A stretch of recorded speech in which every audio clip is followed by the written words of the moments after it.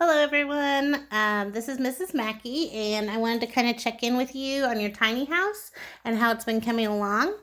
I have started my own tiny house blueprint, so I am on this page right here with the rough draft.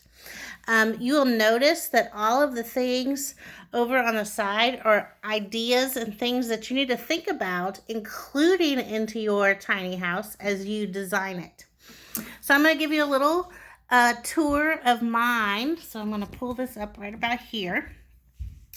You'll notice that this is laid flat right now, but obviously these walls would flip up, and this would be the floor plan of your tiny house.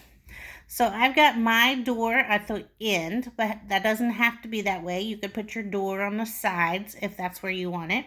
It's just however you want to design it, because it is your house. Now, something to think about whenever you do your door, you need to think about, well, how tall will my door need to be? I know Mrs. Mackey is a little bit taller than 5 foot. I'm like 5'5". So I can't have a 5-foot door, which would be 1, 2, 3, 4, 1, 2, 3, 4, 5, because then I would have to duck every time that I came in the door, and that's just not going to work. So I have made a 6-foot door, and I've had to make it 3 feet wide because not only do people need to get into your tiny house, but even your furniture needs to get into your tiny house. So you got to think about that. It would be ideal to make a little tiny door, but you'd have to crawl through your door. So that just won't work. That is something you need to think about whenever you think about all of your things inside your house. So as I come in the door, I've got my sofa here. I got a table in the corner, a tiny sink. Now these are going to be tinier than what you would experience in your own home because this is a tiny house. So usually the appliances and things are a smaller version of those. I've got a counter in the corner, a stove and an oven, and then my refrigerator. If you will notice, I have a window above my sink, because so when my wall flips up, I'm going to have that window right there. And then I put my TV up on the wall in front of the sofa. I probably should have moved that over 1 block so it'd be more centered in front of my sofa, but that will save me some space on the floor if I can hang it on the wall. And then I got a little hallway to a closet.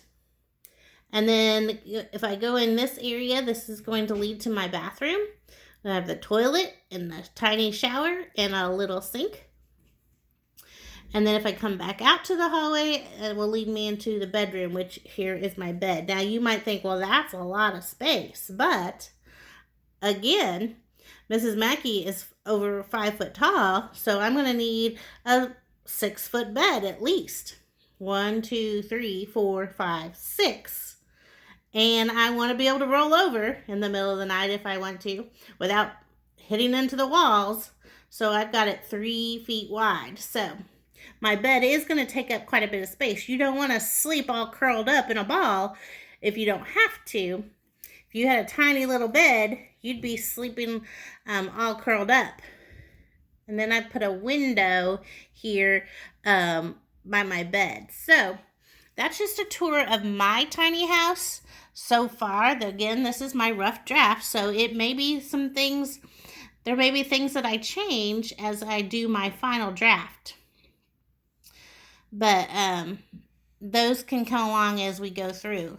There are some things that I didn't include that I probably will add when it comes to my final version, but I'm not just really sure where I can fit these things in, like a tiny side table or a desk, a chair. Obviously, I'm going to need chairs to go with my table, but they're going to have to be tucked under the table as much as possible, right? So that is a picture of, or a video of my tiny house rough draft. I hope you guys are doing well. I hope it gives you some ideas of what to do and include on your tiny house. And if you have any questions, please let me know. Have a great day.